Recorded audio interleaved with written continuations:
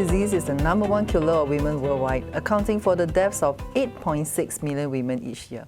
In Singapore, 1 in 3 deaths in women is from heart disease. Despite this alarming statistic, very few women are aware of the impact of heart disease has on women and dismiss it as a man's disease. We need to close this knowledge gap among women so heart disease can be diagnosed and treated early in women. Hopefully with that, we can then improve the outcomes of heart disease among women. Welcome to AHVC Heart Channel, a podcast that explores the wonders of the human heart. I'm your host, Joseph. Today, in this episode, we have Dr. Xian here with us to share about women heart disease, hypertension in pregnancy, and postpartum. And we are very excited to have you with us today. Welcome, Dr. Xian. Thank you, Joseph. Hi everyone, I'm Dr. Xian, a senior consultant with the Asian Heart and Vascular Center.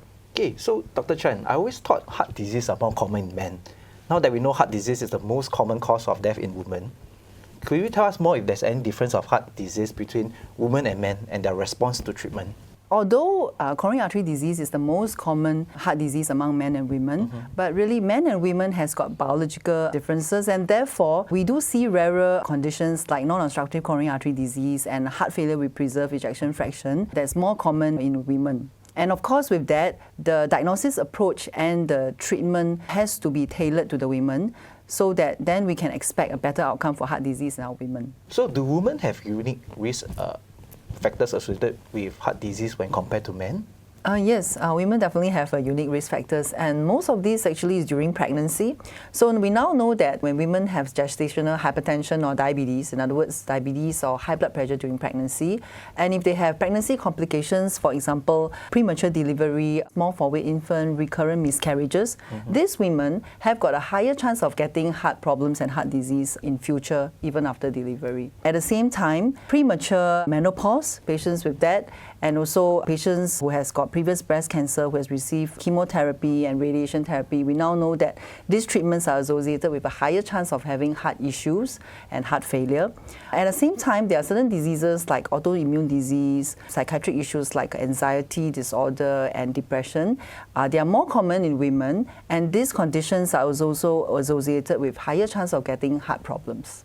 I didn't know women can have high blood pressure during pregnancy. You mentioned gestational hypertension. What is gestational hypertension, and how is gestational hypertension being diagnosed? Gestational hypertension is high blood pressure when it occurs after 20 weeks of gestation or pregnancy. It occurs in 6 to 8% of women during pregnancy, and gestational hypertension is diagnosed when we repeatedly measure the blood pressure. It's more than or equals to 140 and 90 mmHg. Why is gestational hypertension a concern during pregnancy? Are there complications from gestational hypertension? Yes, definitely. So gestational hypertension can cause complications both in mommy and baby. So for mummies, gestational hypertension can cause preeclampsia in more than 50% of the cases. So preeclampsia is a serious condition because it can cause dysfunction and complication in many body organs. So for example, it can cause protein leakage in the urine causing renal impairment, liver dysfunction, it can cause blood clotting problems, it can cause even heart failure and congestion in the lungs. In severe cases, it can cause fits, seizure or even stroke. For baby, it can cause growth restriction resulting in low birth weight, premature birth or even stillbirth. That's why it is important to diagnose and treat the condition early. Will women diagnosed with gestational hypertension have any risk in subsequent pregnancy? Do they have any heart disease risk in future? Yes. In fact, more than 20% of developing gestational hypertension in subsequent pregnancy. At the same time, they have an average of more than 2 times higher risk of getting cardiovascular disease later in life when compared to women who have normal high blood pressure during pregnancies. What are the symptoms women should look out for in terms of heart disease? Do women have different symptoms from men when they are present with heart attack? So women and men, when they present with a heart attack, actually the most classical symptoms will be that of chest pain and chest tightness, sometimes with short of breath. But women compared to men tend to have a higher chance of getting atypical symptoms. So these atypical symptoms can be just like nausea, vomiting, lightheadedness, neck or even back pain, or even just unusual feeling of fatigue. So I would suggest that if women persistently have these symptoms and feel unwell, they should seek medical help and see a doctor early so heart attack can be diagnosed early.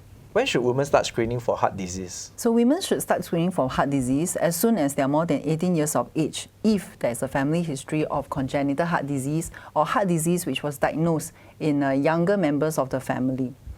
It is extremely important for women who has high risk factors, for example, diabetes, high blood pressure, cholesterol, who are smokers or who are overweight, to do health screening, a cardiac screening, before pregnancy.